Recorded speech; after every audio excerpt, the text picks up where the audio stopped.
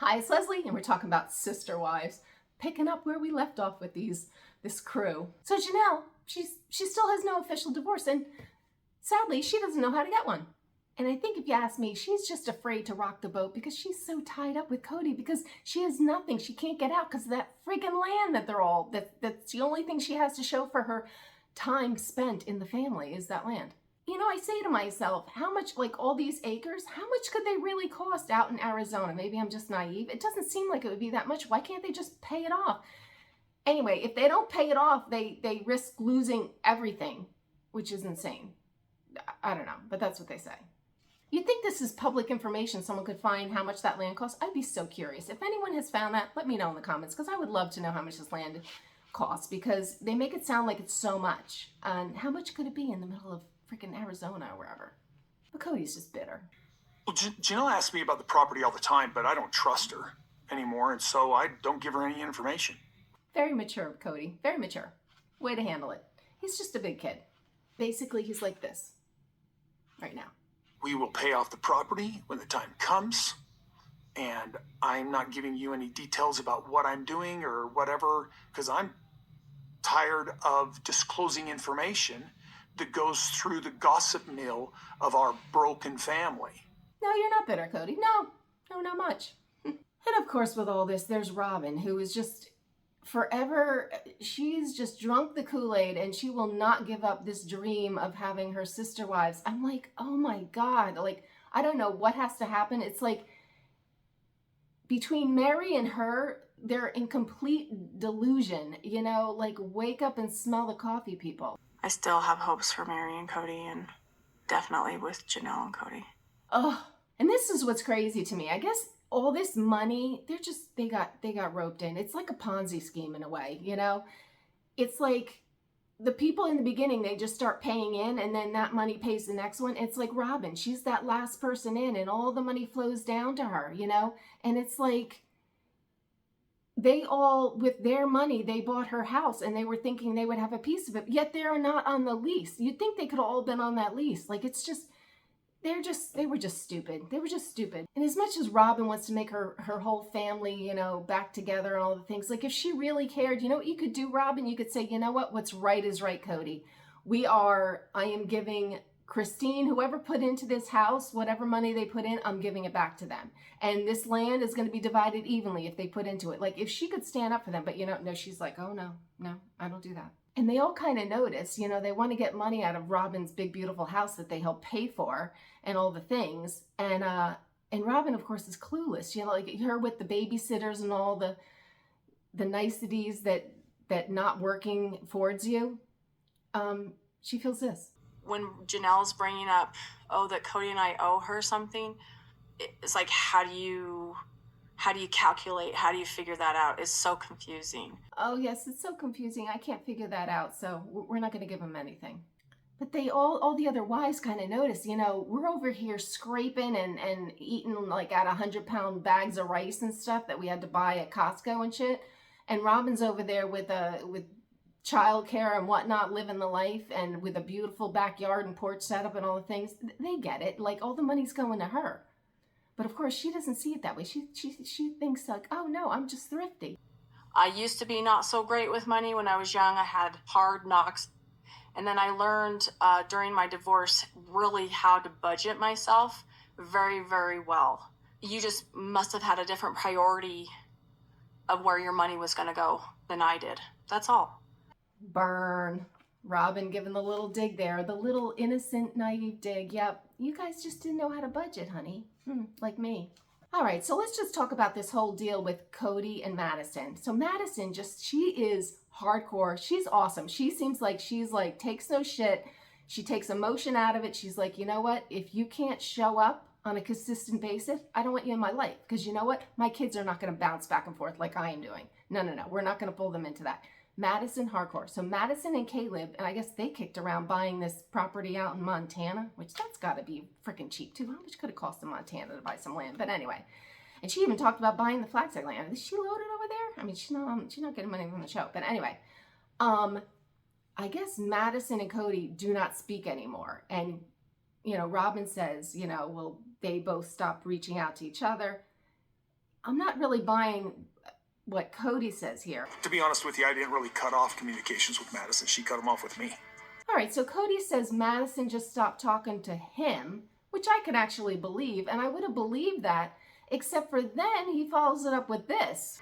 Every time I talked to her, it was a fish for gossip. I got tired of it. So what is it, Kody? Was she just fishing for gossip so you got tired of it and cut her off? Or did she stop calling you? It sounds like you cut her off because you got annoyed because she wanted to know what the hell's going on, you know? Like someone's got to find out because you ain't talking to my mother. Oh, and bless Robyn. She still thinks Janelle and Kody could find a way back to each other and work it out. If Janelle were to move, it would devastate me. I don't know how to let this all go, and I have not let go of Janelle. They could still work it out, and we could still be a family. That's how I see this. And I feel like I'm kind of the idiot that just won't get it, but I don't know how to let it go. Your feelings are warranted, Robyn, because you are an idiot. You know, you got to get over it and see the writing on the wall.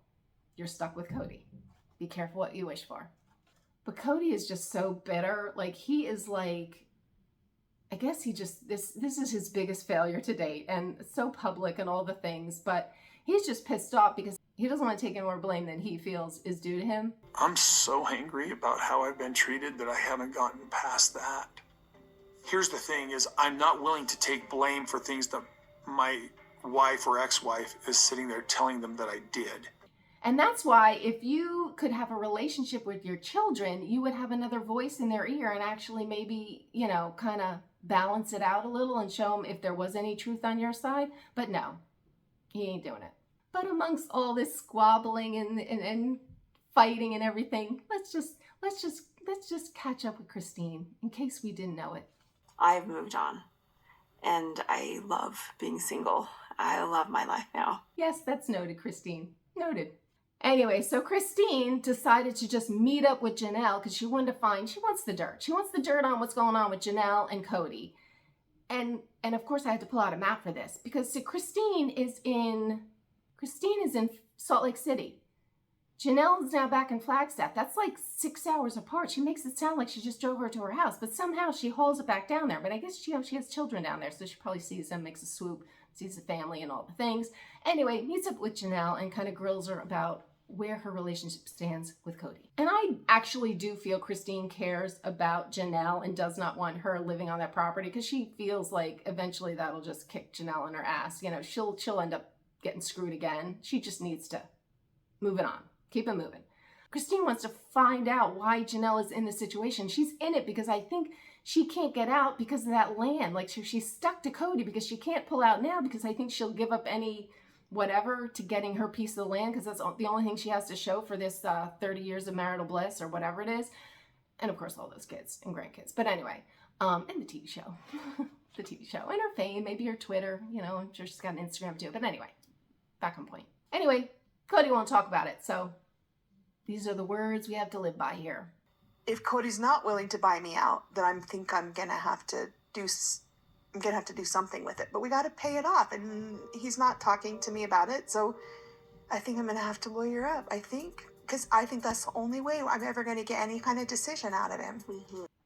Yepper, we should all get a lawyer on retainer in this family. I'm thinking that would be a good move. But anyway, Janelle's thinking about it. Good move, Janelle. Anyway, Christine, you know, basically pushes Janelle, like, are you divorced? You need to say the words. And I kind of get what she's saying. It's like if you say it, you can move on. Like she's in this limbo state and she wants her to make a clean break and move on. But Janelle just doesn't work like that. Christine, respect her exit strategy. You just need to respect it because this is how Janelle moves. She just like, you know, it's a slow death, you know, where you're like, I'm done, whatever. And the funny thing about this is, Janelle, you were gonna get the silver medal getting out, but you know what? I think Mary's gonna sneak in ahead of you because she's gone to that church and she's gonna get her divorce papers or whatever the frig it is to get out. She's gonna take the second place title from you, Janelle. And this was confusing to me. So I guess Kody, not only does he hate the ex-wives, hate may be too strong of a word, dislike the ex-wives, not like a lot of his kids,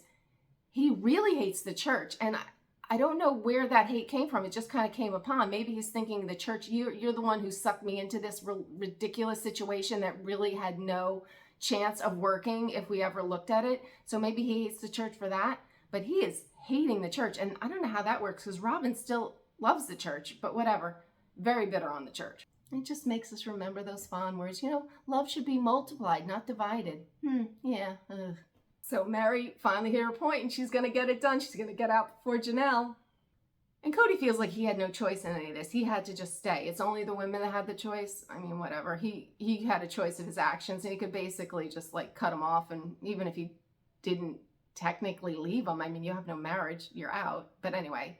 The damage was done so badly that we're not going to reconcile no matter what.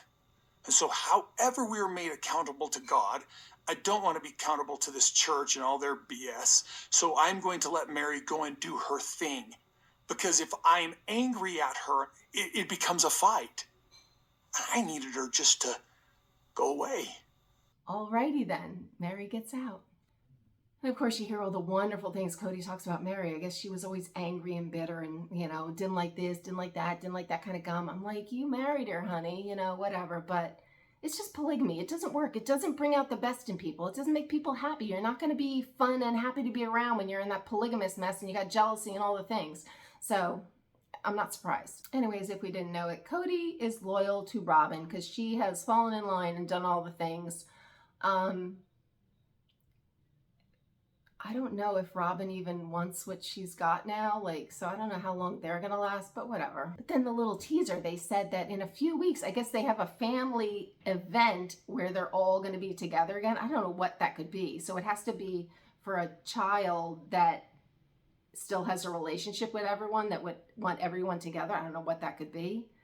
I mean, it's only a handful of kids that have a relationship, so they kind of left that teaser and they didn't say what it was, but oh boy.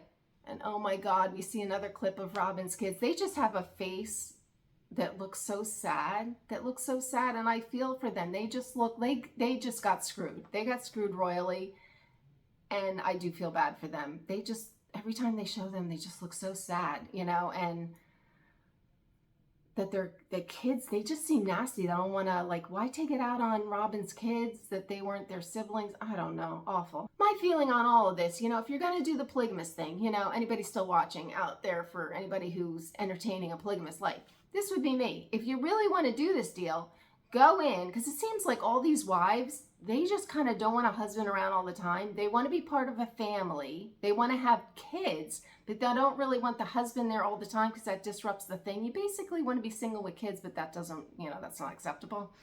So, but what you needed to do is just go in there, pop out the kids. When you had all the kids you wanted, then you needed to leave. Then you just leave and be done with it. Because that's all Kody was good for, was providing, you know, for the kids. Anyway, I follow this nonsense every week, so if you want to follow along, please subscribe, hit the notification bell, and I will see you next week. Bye.